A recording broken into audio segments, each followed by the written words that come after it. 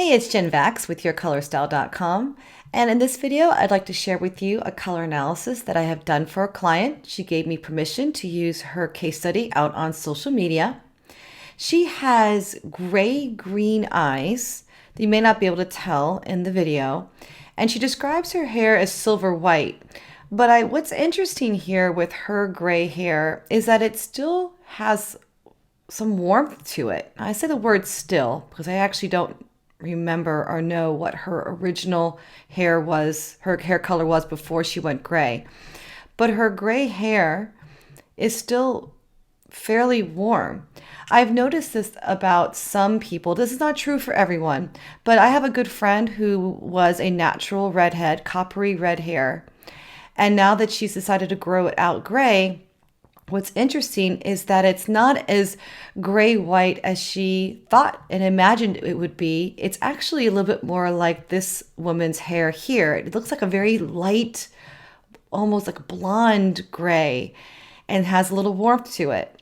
So that's also a clue sometimes that if you do have gray hair and you seem to have some warmth, natural warmth in it, that you likely have warm undertones, because that wouldn't necessarily be true for someone with cool undertones. So everyone's different though, and I've seen people with warm undertones have much cooler hair, which can be a struggle when they're working with their colors. So let's go ahead and take a look at her in the general bucket of drapings: bright and cool, bright and warm, soft and cool, and soft and warm. On the left, I have the blue-based bright pinks on her, and on the right, we have the warm yellow-based reds on her.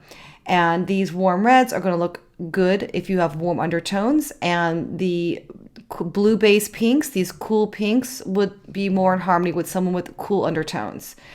Right away, I feel she's much more in harmony with the warm. These blue-based pinks almost look the opposite. They look very forced, very painted. The color is pretty strong for sure, but over here with the same level of brightness, but with the warm reds, it doesn't seem that strong at all. So this seems much more in harmony for her. If we put her in the soft colors, it becomes a little bit more obvious, in my opinion. You put this blue pink on her, it just doesn't look in harmony with her at all, but she certainly looks lovely in these soft and warm. So she definitely has warm undertones. So the question really is she bright and warm, or is she soft and warm?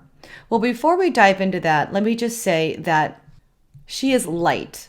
She has light hair, eyes, and skin. This is important because when I am draping someone, I'm going to drape them in the colors that are going to be in their range of color. I'm not going to drape her in black or in a very dark color because it'll overpower her and it won't tell us anything except that she doesn't wear dark colors well.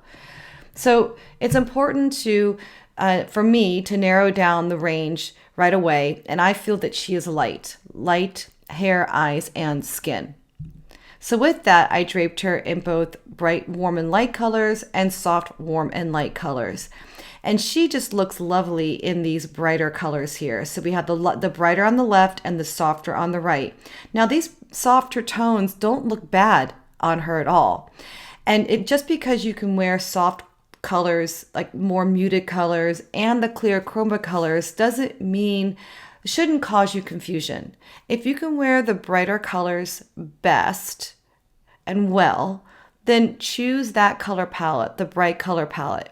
And if you enjoy wearing some of the more softer colors, more muted colors, because maybe you're kind of right in the middle of wearing bright and soft, that's okay. Don't feel like there's a problem with that. Lots of people straddle two color palettes because they feel like they're right in between, and some of the brightest colors feel a little bit too strong.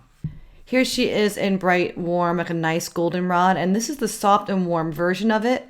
And this is another reason why I don't really think she's soft and warm. Soft and warm really is more of an earthy kind of quality to the colors overall. She needs something a little bit lighter and delicate, just like her coloring. So bright, warm, and light is my pick for her. A little bit of a brighter, warm lip, the brighter colors on her, and she just lights up in bright, warm, and light.